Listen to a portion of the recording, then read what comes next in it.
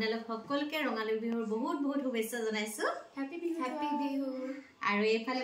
পঞ্চিকটো আপোনালোকে চিনি পায় আৰু এজনী পালকি আগৰ ভিডিঅ'টো আপোনালোকে দেখিছে মোৰ ননদৰ ছোৱালী পঞ্চিহতৰ পেহিয়েকৰ ছোৱালী আৰু হিহতি এবাৰ বিহুত ইয়ালৈ আহিছে মোমায়েকৰ ঘৰলৈ আৰু আহি আমাৰ ঘৰতে আছে পালকি মাঘত ঘৰত আছে কালুগাঁৱত আছে আৰু আজি হৈছে গৰু বিহু আৰু আমি এতিয়া গোটেইখিনি ঘৰৰ লগ লাগি আমি এতিয়া এফালে ওলাই যাম আপোনালোককো দেখাই থাকিম আৰু তাৰ পাছতে আমি কালুগাঁৱলৈ যাম তাত গৈ আজি থাকিমগে আৰু দেখাই থাকিম আপোনালোকক কি কি কৰো তেন্তে চাই থাকিব ভিডিঅ' কপৌ ফুল এনেকৈ ইয়াতে ফুলিছে আৰু এতিয়া আমি ৰেডি হৈছোঁ যাবলৈ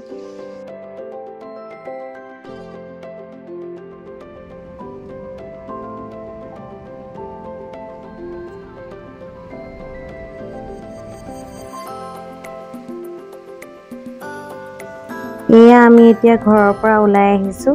আৰু এয়া হৈছে শিৱসাগৰৰ বৰপুখুৰীৰ পাৰ আৰু এয়া হৈছে দেৱীদৌল শিৱদৌল আৰু বিষ্ণুদৌল আৰু এয়া আমি গৈ আছো আৰু আমি পঞ্চি মই নিচিহতৰ পাপাক পালকি আমি গিটা গৈ আছো আমাৰ গাড়ীখনত আৰু কালুগাঁৱৰ পৰা পঞ্চিহতৰ খুৰীয়েক পেহীয়েক পেহাক জেঠাই আৰু ৰাজ আহি আছে আমি গোটেইখিনি একেলগে লগ হ'ম সেয়া সিহঁতিও আহি পালেহি একেলগে লগ হৈ গোটেইখিনি এতিয়া আপোনালোকে থাম্বনেইল দেখি গম পাইছে আমি কলৈ গৈ আছো আমি চৰাইদেউ মৈদাম চাবলৈ গৈ আছো আৰু আপোনালোককো দেখাম কি পাৰো অকণমান তেন্তে চাই থাকিব ভিডিঅ'টো আগৰ ভিডিঅ'ত দেখিছেই চাগে গুৱাহাটীৰ পৰা মোৰ ননদহঁত আহিছে শিৱসাগৰলৈ আৰু সিহঁত আহিলে আমি ক'ৰবাত ফুৰিবলৈ যোৱাৰ প্লেন কৰোৱেই আৰু এইবাৰো ভাবিলোঁ ক'ৰবাত যাওঁ যিহেতু বিহু সেইবাবে বেছি দূৰলৈ নগৈ চৰাইদেউ মৈদাম চাবলৈকে যাবলৈ ওলালোঁ আৰু ভণ্টিৰ ছোৱালী পালকি আমাৰ নিচি ৰাজ মানে আমাৰ অকণমানি কেইটাই আগতে মৈদাম দেখা নাই আৰু সিহঁতকে দেখুওৱা হ'ব বুলি ভাবিয়ে আমি এতিয়া চৰাইদেউ মৈদাম চাবলৈ যাবলৈ ওলালোঁ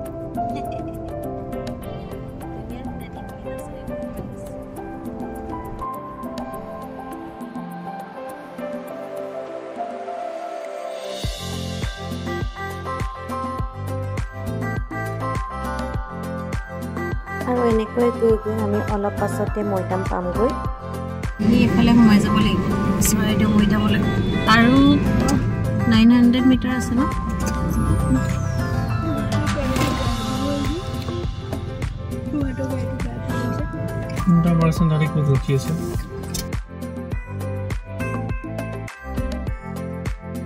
আৰু মেইন ৰাস্তাৰ পৰা সোমাই এয়া হৈছে হনীয়া আলি মানে স্বৰ্গদেউসকলক মৃত্যুৰ পাছত বৰধোৱা পুখুৰীত গা ধুৱাই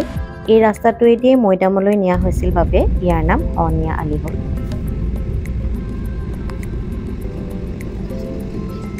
এয়া আমি আহি এতিয়া পাইছোহি আমি নামিলোঁ আৰু আপোনালোকক যে কৈছিলোঁ ক'ত আহিম আমি এয়া চৰাইদেউ মৈদামত আহিছোঁ আৰু এয়া পিহঁত ক'ত পালেগৈ আৰু ভণ্টিহঁতো আহিছে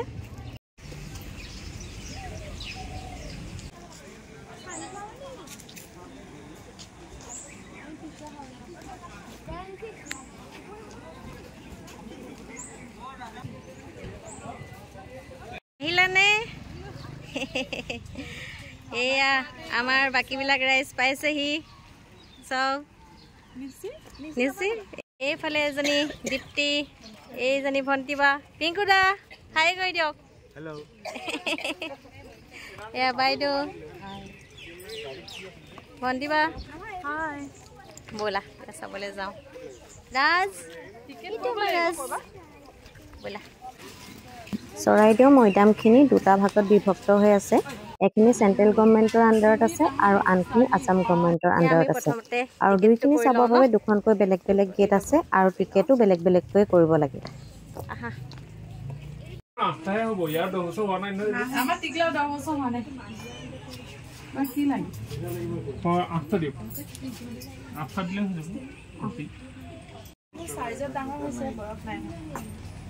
ये होचे 5 सबसो या 20 ये 12 আমাৰও সুইট 16 আমি 05 আমাৰও বয়সই ভালো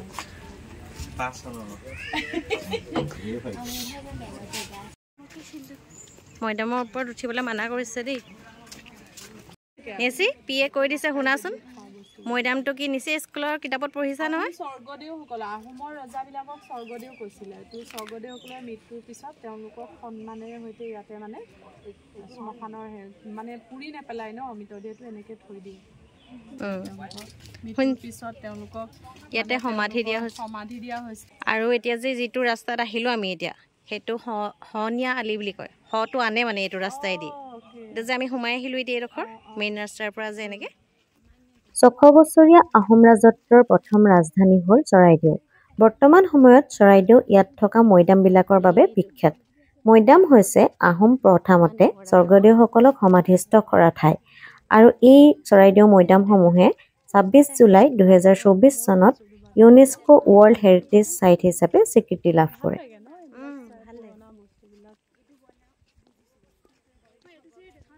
কিমান ডাঙৰ চোৱা এয়া মৈদাম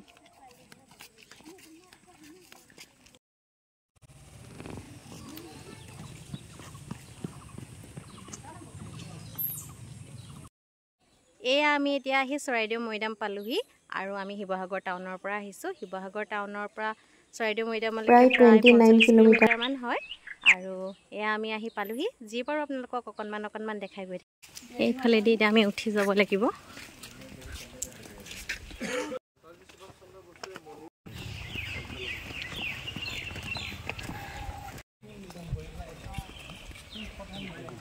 খুব ধুনীয়া এটা পৰিৱেশ চাৰিওফালে সেউজীয়া আৰু খুব চাফ চিকুণকৈ ৰখা হৈছে আৰু শান্ত পৰিৱেশটো খুব ভাল লাগিছে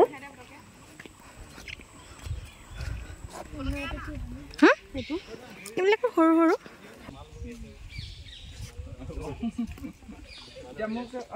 হ'ব চাই লওঁ দিয়া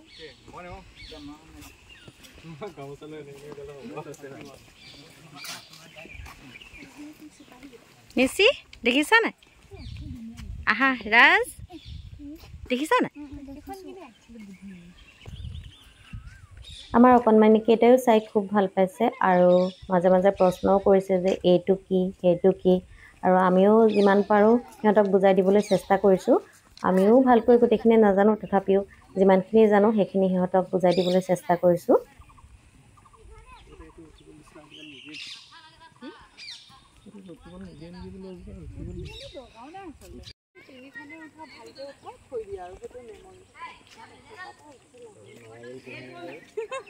যেতিয়া মৰিম আৰু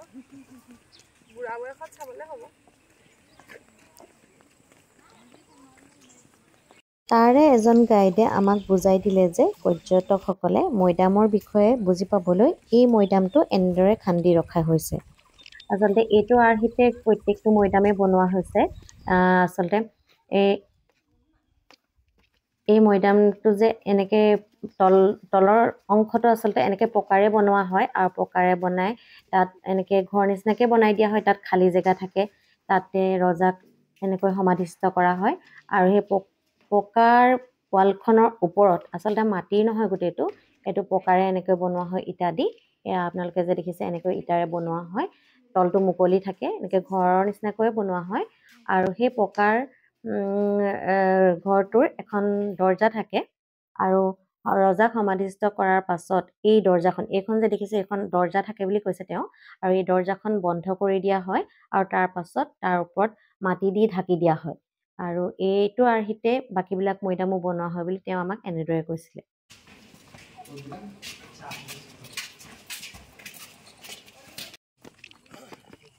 পঞ্চি পালকি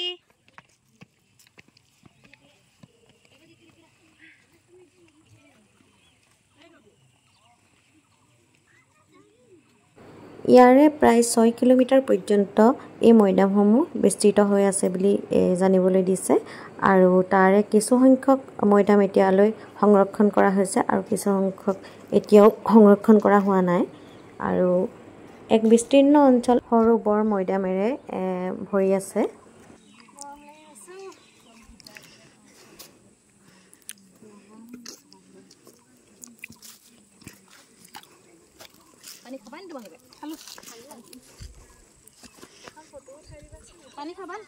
খালোঁ আমি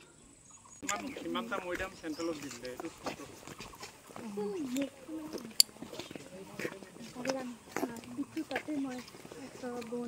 গৰম উঠছে নে দীপ্তি গৰম খুব পাইছে ইমান ঠাণ্ডা বতৰ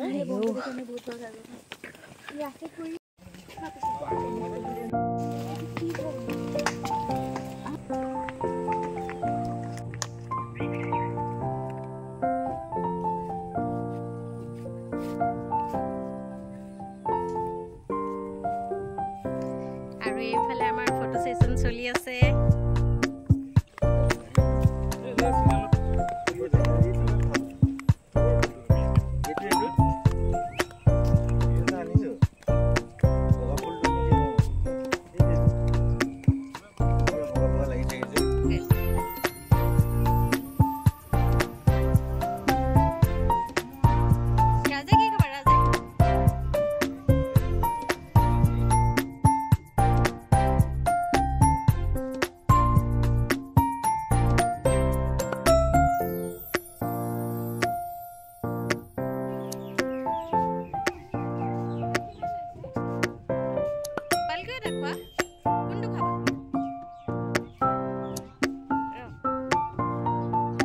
আচলতে চৰাইদেউৰ মৈদামখিনি দুটা ভাগত বিভক্ত হৈ আছে এখিনি চেন্ট্ৰেল গভৰ্ণমেণ্টৰ আণ্ডাৰত আছে আৰু এখিনি আসাম গভৰ্ণমেণ্টৰ আণ্ডাৰত আছে আৰু দুইখিনি চাবৰ কাৰণে দুখন বেলেগ গেট আছে আৰু দুইখনতে টিকেট বেলেগ বেলেগকৈ কৰা হয় আমি প্ৰথমতে আসাম গভৰ্ণমেণ্টৰ খিনি চাই ললো আৰু এতিয়া এইখিনি আমি চেন্ট্ৰেল গভৰ্ণমেণ্টৰ খিনি চাবলৈ ওলাইছো আৰু আপোনালোককো দেখাই যাম চাই থাকিব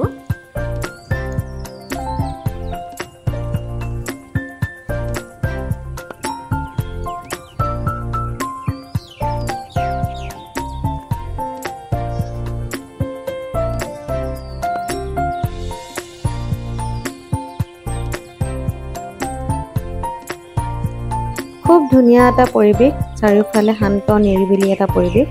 আৰু ইয়াতো খুব ধুনীয়াকৈ এনেকৈ মৈদামসমূহ সংৰক্ষিত কৰি ৰখা হৈছে আৰু চাৰিওফালে চাফ চিকুণ কৰি ৰখা হৈছে আৰু গছবিলাকৰো এনেকৈ নামাকৰণ কৰা হৈছে আৰু মৈদামবিলাকৰ এনেকৈ নাম্বাৰিং কৰাও হৈছে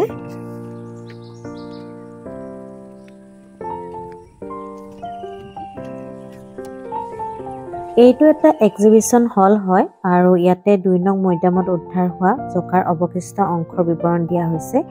ইয়াত সৰ্বমুঠ 67ডাল হাড়ৰ অৱশেষ আৰু 5টা লাওখোলা উদ্ধাৰ হৈছে উদ্ধাৰ হোৱা 5টা লাওখোলাৰ 4টা মহিলাৰ আৰু এটা পুৰুষৰ বুলি চিনাক্ত কৰা হৈছে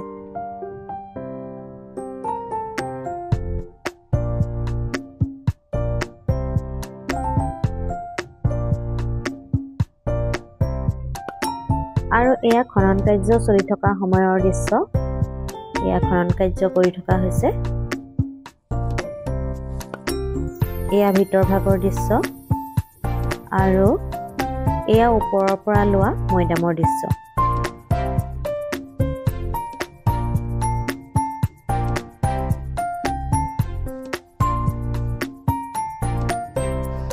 এয়া হৈছে 2 নং মৈদাম ইয়াত এতিয়া প্ৰৱেশ নিষিদ্ধ কৰি ৰখা হৈছে আৰু এই মৈদামৰ খননতে ভালেমান সামগ্ৰী পোৱা গৈছিল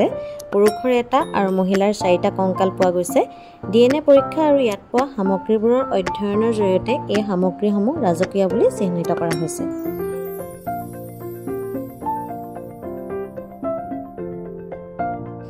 ৰজাক সমাধি দিওঁতে ৰজাই জীৱিত অৱস্থাত যিবিলাক বস্তু ব্যৱহাৰ কৰিছিল যেনে সোণৰ হেংদাং খোৱা কাঁহী বাতি কাঁহৰ পিতলৰ সোণৰূপৰ অলংকাৰ মুদ্ৰা ঢাল তৰোৱাল জাঠিজোং এই সকলোবিলাক লগত দি দিছিলে আৰু পিছলৈ মান আৰু ব্ৰিটিছে এই মৈদামবিলাক খান্দি সকলো ধন সোণ লুটপাট কৰি লৈ যায় এয়া হৈছে 1 নং মৈদাম আৰু এই 1 নং মৈদামৰ ওপৰত এটা সৰু ঘৰ আকৃতি দেখিছে যে হেয়া হৈছে পুৰা ইটাৰে নিৰ্মিত শিখৰ বা চাল যিটো চৌচালি নামে জনা যায় আৰু সৰু সৰু মৈদামসমূহত এই বৈশিষ্ট্যটো দেখিবলৈ পোৱা নাযায়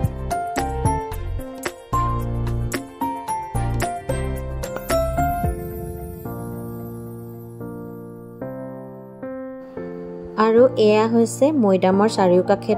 থকা অষ্টকোণীয়া বাউণ্ডেৰী যিটো মৈদামৰ ওপৰত দিয়া মাটিসমূহ খহি নাহিবলৈ আগতে এনেকৈ এটা বাউণ্ডেৰী দিয়া হৈছিল এই মৈদামবিলাকক ইজিপ্তৰ পিৰামিডৰ লগতো তুলনা কৰা হৈছে আৰু পাৰ্থক্য এটাই যে ইজিপ্তৰ পিৰামিডবিলাক ত্ৰিভুজাকৃতিৰ আৰু ইয়াৰ মৈদামসমূহ অৰ্ধগোলাকৃতিৰ। আমি প্ৰায়খিনি মৈদামেই চালোঁ, কিন্তু গোটেইখিনি চাব নোৱাৰিলোঁ আৰু তাৰ পাছতে ভাগৰ লগাৰ বাবে ইয়াতে অকণমান আমি বহি জিৰণি লৈছোঁ। আৰু তাৰ পাছতে লগ পালোঁ ইয়াৰে কেইগৰাকীমান স্থানীয় নাচনী। তেওঁলোকে ইয়াতে জেং বিহু মাৰিবৰ কাৰণে আহিছিলে আৰু দেখি ইমান মৰম লাগিলে। তেওঁলোকৰ লগত কথা বতৰা পাতিলোঁ আৰু লগতে দুখনমান ফটো উঠালোঁ আৰু খুব মৰম লগা আছিলে নাচনী কেইগৰাকী।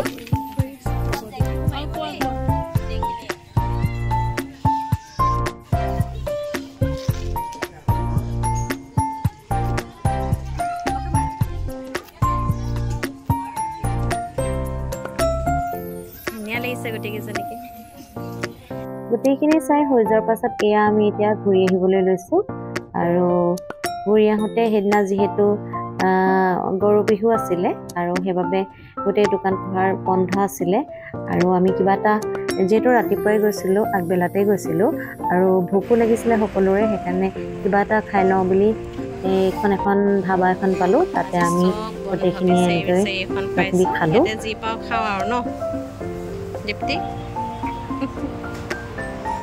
ইয়াতে যি পাওঁ খাওঁ আৰু ন, আজিতো বন্ধ আৰু গৰু বিহুৰ কাৰণে গোটেইখন বন্ধ। বেছি খাইছনে পঞ্চি? মজানে? এয়াই আছিল আজিৰ ভিডিঅ'টো। আশা কৰোঁ আপোনালোকে ভিডিঅ'টো চাই ভাল পালে আৰু যদি মোৰ চেনেলটো প্ৰথমবাৰৰ বাবে চাইছে তেন্তে চেনেলটো ছাবস্ক্ৰাইব কৰি যাব। তেন্তে আকৌ এটা নতুন ভিডিঅ'ৰ লগত আপোনালোকক লগ পাই আছোঁ আৰু ভিডিঅ'টো শেষলৈকে চোৱাৰ বাবে বহুত বহুত ধন্যবাদ।